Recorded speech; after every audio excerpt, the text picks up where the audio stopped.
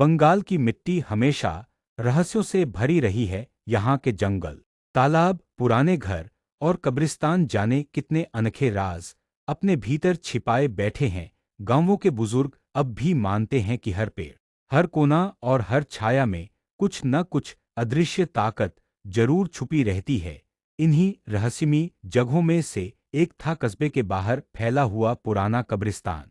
यह कब्रिस्तान सदियों पुराना था। गांव वाले मानते थे कि यहाँ रात को सिर्फ परिंदे और हवाएं नहीं गूंजती, बल्कि कोई और भी आवाजें आती हैं, फुसफुसाहटें, कदमों की आहट और कभी-कभी किसी औरत की हंसी। लोग कहते थे कि इस जगह को जिन्नातों ने अपना घर बना लिया है। कोई भी सूरज ढलने के बाद इधर आने की हिम्मत नहीं करता था। लेकिन इंसान की आदत है कि जिस जगह पर डर ज्यादा होता है, वहां जिज्ञासा भी उतनी ही बढ़ती है। गांव के दो लड़के अयान और समीर हमेशा से इस कब्रिस्तान के किस्से सुनकर डरते भी थे और उत्साहित भी होते थे। अयान थोड़ा साहसी किस्म का था, जबकि समीर दिल से डरपोक था, लेकिन दोस्ती के कारण पीछे नहीं हटता था। एक रात दोनों ने हिम्मत कर ली। उन्होंने ठान लिया कि वे कब्रिस्तान के अंदर जाएंगे और सच्चाई देखेंगे। उस रात चांद पूरा था, लेकिन बादलों की परत उसके चारों ओर छाई हुई थी। हल्की हल्की हवा पेड़ों की शाखाओं को हिला रही थी और कब्रिस्तान की टूटी फूटी दीवारें किसी बूढ़े की तरह कराह रही थीं।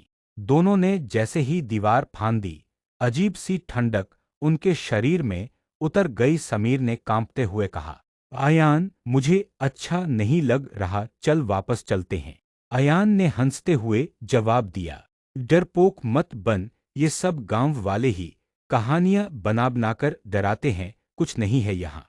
दोनों आगे बढ़े ही थे कि अचानक झाड़ियों से किसी लड़की की धीमी आवाज आई, "ये कौन है वहां रे?" दोनों रुक गए। आवाज इतनी नर्म और दर्द भरी थी कि उनके पैरों में जैसे जड़ें जम गईं। अयान ने हिम्मत जुटाकर कहा, कौन हो तुम? झाड़ियों के पीछे से एक लड़की निकलकर सामने आई। सफेद कपड़े पहने, लंबे खुले बाल और चेहरे पर अजीब सी चमक। उसकी आंखों में गहरी उदासी थी, लेकिन उसमें एक खिंचाव भी था, जैसे कोई उससे नजरें हटा ही न सके। समीर का दिल जोर से धड़कने लगा। वह पीछे हटने लगा, लेकिन अयान उस लड़की की आंखों में खो गया। लड़की ने धीरे धीरे कहा, मैं यहाँ अकेली रहती हूँ, बहुत अकेली। क्या तुम थोड़ी देर मेरे साथ रहोगे? अयान बिना कुछ सोचे समझे उसकी ओर बढ़ गया। समीर ने उसे रोका, पागल है क्या? गांव में सब कहते हैं कि यहाँ जिन्नात है, चल भाग चल। लेकिन अयान उसकी बात अनसुनी करके उस लड़की के पास खड़ा हो गया। लड़की ने हल्की मुस्कान दी। उसकी मुस्कान में अजीब सा दर्द और रहस्य छुपा हुआ था। उस रात कुछ ज्यादा नहीं हुआ। लड़की ने बस थोड़ी देर उनसे बातें की और फिर कहा, अब जाओ, लेकिन कल रात फिर आना। समीर तो भागा भागा गांव पहुंच गया, लेकिन अयान के मन में उस लड़की का चेहरा गहरे तक उतर गया। अगली रात अयान अकेला ही कब्रिस्तान पहुंचा। लड़की पहले से वहां खड़ी उसका इंतजार कर रही थी। चांदनी रात में उसकी शक्ल और भी खूबसूरत लग रही थी। धीरे धीरे अयान और लड़की की बातें बढ़ती गईं। लड़की अपना नाम रूहाना बताती थी। उसने कहा कि वो इस कब्रिस्तान में कैद है और बाहर नहीं जा सकती। अयान उसके दर्द को समझने लगा। दिन रात उसके दिमाग में बस वही लड़की घूमती रहती। समीर और गांव वालों ने उसे बहुत समझाया, अयान, वो इंसान नहीं है, जिन्नात है, तुझे बर्बाद कर देगी। लेकिन अयान ने किसी की बात नहीं सुनी। उसे लगने लगा कि वो रूहाना से सच्चा प्यार करने लगा है। एक रात रूहाना ने अयान से कहा, अगर तुम मुझसे सचमुच प्यार करते हो तो मेरा हाथ पकड़ लो और ये कब्रिस्तान कभी मत छोड़ना। मैं सदियों से अकेली हूँ, मुझे एक साथी चाहिए। अयान ने बिना सोचे उसका हाथ थाम लिया। जैसे ही उसने उसका हाथ पकड़ा, ठंडी लहर उसके पूरे शरीर में दौड़ गई। कब्रिस्तान की हवा अचानक बदल गई। पेड़ों की शाखाएं जोर जोर से हिलने लगी और जमीन से अजीब सी गड़गड़ाहट की आवाज आने लगी। रूहाना की आंखें अब लाल चमक रही थीं। उसका चेहरा धीरे धीरे डरावना होने लगा। लेकिन अयान ने हाथ नहीं छोड़ा। रूहाना ने धीमे स्वर में कहा, तुमने मुझे अपनाया है, अब तुम मेरी दुनिया का हिस्सा हो। अयान का दिल जोर से धड़क रहा था। वह चीखना चाहता था, भागना चाहता था, लेकिन उसके कदम जैसे जमीन में धंस गए। अचानक समीर कब्रिस्तान में घुस आया। उसने अयान को जोर से खींचकर बाहर ले जाने की कोशिश की, लेकिन रूहाना ने उसका हाथ कसकर पकड़ा हुआ था। समीर ने कांपती आवाज में कहा, छोड़ दो उसे, वो इंसान है, उसे मत ले जाओ। रूहाना की आंखों से आंसू बहने लगे। उसने कहा, मैं इंसान नहीं हूं, मैं इस कब्रिस्तान की जिन्नात हूं, सदियों से इस जगह पर कैद हूं। हर इंसान मुझसे भाग जाता है, लेकिन अयान, वो उसने मुझे अपनाया है। समीर ने अयान को छुड़ाने की कोशिश की, लेकिन तभी हवा का एक तेज झोंका आया और समीर को दीवार से जा टकराया। अयान अब पूरी तरह रूहाना के असर में था। समीर जमीन पर गिरा पड़ा था। उसका शरीर कांप रहा था और आंखों के सामने धुंध सी छा गई थी। वह देख पा रहा था कि अयान अब पूरी तरह से रूहाना के करीब खड़ा है। हवा में एक अजीब सी गंध फैल गई थी, जैसे मिट्टी, धुएं और खून की मिलीजुली बू। रूहाना ने अयान का चेहरा अपने हाथों में लिया और धीमी आवाज में बोली, अब तुम मेरे हो चुके हो हमेशा के लिए। अयान उसकी आंखों में डूब चुका था, लेकिन उसके भीतर कहीं न कहीं एक इंसानी डर बाकी था। उसने कांपती आवाज में पूछा, क्या मैं कभी इस कब्रिस्तान से बाहर जा पाऊंगा? रूहाना के होठों पर फीकी मुस्कान आई। उसने कहा, तुम बाहर जा सकते हो, लेकिन तुम्हारी आत्मा अब मेरी है। जहां मैं रहूंगी, तुम्हें रहना होगा। इतना कहते ही हवा और ठंडी हो गई। समीर ने पूरी ताकत से चीखते हुए कहा, अयान, ये तुझे मार डालेगी। सुन मेरी बात, छोड़ दे इसका हाथ। अयान ने उसकी तरफ देखा। आंखों में आंसू थे, लेकिन अगले ही पल वो फिर रूहाना की ओर झुक गया, जैसे उसकी चेतना पूरी तरह उस पर काबू पा चुकी हो। तभी अचानक आसमान में बिजली चमकी। पूरे कब्रिस्तान में सन्नाटा छा गया। रूहाना ने धीरे से अयान का सिर अपने कंधे पर रख लिया। उस पल अयान को ऐसा लगा जैसे सारी दुनिया थम गई हो। लेकिन उसी क्षण कुछ अजीब हुआ। दूर कब्रिस्तान की सबसे पुरानी कब्र की मिट्टी फटने लगी, जमीन कांपी और एक गहरी दरार पैदा हो गई। उस दरार से कराहने की आवाजें आने लगीं, जैसे दर्जनों रूहें एक साथ दर्द में चीख रही हों। रूहाना का चेहरा अचानक बदलने लगा। उसकी आंखें और ज्यादा लाल हो गईं। उसके बाल हवा में सांपों की तरह लहराने लगे। उसने अयान को कसकर पकड़ा और कहा, अब तुम भी इस अंधेरे का हिस्सा बनोगे। इंसान बनकर जीने के दिन खत्म हुए, अयान। समीर ने कांपते हुए अपने जेब से कुछ निकाला। वो एक छोटा सा ताबीज था जो उसकी दादी ने उसे बचपन में दिया था।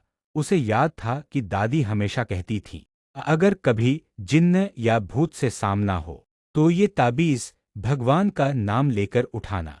समीर ने कांपते हुए ताबीज को आसमान की ओर उठाया और जोर से मंत्र पढ़ने लगा। अचानक ताबीज से हल्की सी रोशनी फैलने लगी। रूहाना ने चीख मारी। उसकी पकड़ ढीली पड़ गई। अयान लड़खड़ाते हुए पीछे हट गया। रूहाना की चीख पूरे कब्रिस्तान में गूंज उठी। उसकी आंखों से आंसू की जगह खून बहने लगा। उसने क्रोध में कहा, तुम इंसान कभी नहीं समझोगे। मैं सिर्फ प्यार चाहती थी, लेकिन तुम सब मुझे दानव समझते हो। अयान ने कांपते हुए कहा, रूहाना, अगर सचमुच तुम मुझसे प्यार करती हो तो मुझे छोड़ दो। इंसान और जिन्न का रिश्ता कभी पूरा नहीं हो सकता। ये सुनकर रूहाना कुछ पल के लिए शांत हो गई। उसकी आंखों में दर्द झलकने लगा। उसने धीरे से अयान के चेहरे को छुआ और बोली, तुम सही कहते हो, लेकिन अब देर हो चुकी है। अचानक उसका पूरा शरीर धुएं में बदलने लगा। हवा में राख उड़ने लगी। वो धुंध अयान को घेरने लगी। समीर चिल्लाया और ताबीज को जोर से अयान की ओर फेंक दिया। रोशनी का तेज गोला फैला और रूहाना की चीख फिर गूंजी। वो धुंध पल भर में छंट गई और अयान बेहोश होकर जमीन पर गिर पड़ा। जब उसने आंखें खोलीं तो सुबह हो चुकी थी। कब्रिस्तान शांत था, चारों ओर वही पुरानी कब्रें थीं, लेकिन रूहाना कहीं नहीं थी। अयान और समीर गांव लौट आए, लेकिन अयान की आंखें हमेशा खाली सी रहती। वो पहले जैसा नहीं रहा। अक्सर रात को उसे वही आवाज सुनाई देती, अयान मुझे मत छोड़ दो। गांव के लोग कहते हैं कि रूहाना की रूह अभी भी उस कब्रिस्तान में भटकती है। कभी कभी रात के अंधेरे में कोई सफेद कपड़े पहने लड़की दिख जाती है, जो मुस्कुराते हुए किसी राहगीर को बुलाती है, और अगर कोई उसकी आंखों में देख ले तो वो फिर कभी लौटकर नहीं आता। अयान का हाल और भी रहस्यमय हो गया। कुछ महीनों बाद वो भी अचानक गायब हो गया। लोगों ने उसके घर में बस उसका पुराना मोबाइल और फटा हुआ ताबीज पाया। उसकी लाश कभी नहीं मिली। समीर ने गांव छोड़ दिया, लेकिन आज भी जब वो याद करता है तो उसकी रूह कांप उठती है। उसे यकीन है कि अयान अब भी उस कब्रिस्तान में है। रूहाना के साथ अयान के गायब होने के महीनों बाद गांव में अजीब घटनाएं बढ़ने लगी। रात को लोग चीखें सुनते, कभी किसी औरत की हंसी तो कभी बच्चों के रोने की आवाज। कई लोगों ने दावा किया कि उन्होंने सफेद कपड़े पहने एक लड़की को कब्रिस्तान के पास चलते देखा है। उसकी आंखें चमक रही थीं और उसके पीछे अयान की परछाई भी दिखती थी। गांव वाले धीरे धीरे उस रास्ते को छोड़ने लगे, लेकिन समीर के मन को चैन नहीं था। उसे लगता था कि अयान अब भी किसी तरह जिंदा है, या उसकी आत्मा मदद मांग रही है। उसने ठान लिया कि वो आखिरी बार कब्रिस्तान जाएगा और सच्चाई पता लगाएगा। एक अंधेरी रात समीर हाथ में वही ताबीज लेकर निकला। रास्ते भर ठंडी हवा उसे डराती रही, लेकिन उसका इरादा पक्का था। जैसे ही वो कब्रिस्तान पहुंचा, अचानक चारों तरफ धुंध छा गई। उसे लगा जैसे कोई उसकी गर्दन पर सांस ले रहा हो। अचानक एक आवाज गूंजी, तुम फिर आ गए समीर। समीर ने पीछे मुड़कर देखा। रूहाना खड़ी थी। उसका चेहरा अब और भी डरावना हो चुका था। आंखें अंगारों की तरह जल रही थीं और बाल धुएं की तरह फैल रहे थे। उसके पास खड़ा अयान भी था, लेकिन उसकी आंखें खाली थीं, जैसे कोई कठपुतली। समीर की आंखें भर आईं। उसने पुकारा, अयान ये सब छोड़ दे, तू इंसान है, जिन्न नहीं, मेरी बात सुन। अयान की आंखों से आंसू बहने लगे, लेकिन उसके होंठ बंद रहे। रूहाना ने ठंडी हंसी के साथ कहा, वो अब मेरा है। इंसान और जिन्न का रिश्ता टूट नहीं सकता। अब तुम भी यही रह जाओगे। समीर ने कांपते हुए ताबीज उठाया और भगवान का नाम लेकर जोर से मंत्र पढ़ा। तभी अचानक आसमान में बिजली गिरी और कब्रिस्तान हिल उठा। मिट्टी से कई पुरानी कब्रें फट गईं और सैकड़ों साये बाहर निकलने लगे। वो सब रूहाना के चारों ओर मंडराने लगे। उनकी चीखें इतनी भयावह थीं कि समीर का खून जम गया। रूहाना ने गुस्से में चिल्लाया, तुम इंसानों ने हमें कभी चैन से जीने नहीं दिया।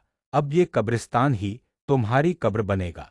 अचानक अयान चीख पड़ा। उसने पहली बार अपनी आवाज उठाई, नहीं, मैं इंसान हूं और मैं इंसान ही रहूंगा। उसने पूरी ताकत से रूहाना का हाथ झटका और ताबीज पकड़ लिया। रोशनी इतनी तेज फैली कि पूरे कब्रिस्तान की धुंध छंट गई। रूहाना दर्द से चीखी। उसका शरीर राख में बदलने लगा। सैकड़ों साए भी आग की लपटों में समा गए। आखिरी पल में रूहाना की आंखों में आंसू थे। उसने अयान की ओर देखा और धीमे से कहा, काश तुम पहले आए होते, काश मैं इंसान होती। और फिर उसका शरीर हवा में गायब हो गया। सन्नाटा छा गया। समीर और अयान दोनों जमीन पर गिर पड़े। सुबह होने पर जब गांव वाले कब्रिस्तान पहुंचे तो उन्हें बस दो बेहोश लड़के मिले। अयान और समीर दोनों जिंदा थे, लेकिन उनकी आंखों में हमेशा के लिए डर और दर्द बस चुका था। अयान ने गांव छोड़ दिया। वह कभी दोबारा उस जगह नहीं लौटा, लेकिन उसने कसम खाई कि किसी भी इंसान को ऐसी गलती नहीं करने देगा। गांव के लोग अब भी कहते हैं कि कभी कभी चांदनी रात में कब्रिस्तान से एक लड़की की फुसफुसाहट आती है। प्यार अधूरा रह गया। ये कहानी सिर्फ एक किस्सा नहीं, बल्कि बंगाल के लोगों की नज़र में एक सच्ची घटना है। आज भी वो कब्रिस्तान वीरान पड़ा है, कोई भी रात को वहां जाने की हिम्मत नहीं करता, और अगर कोई भटककर चला भी जाए तो शायद वो फिर कभी लौटकर नहीं आता।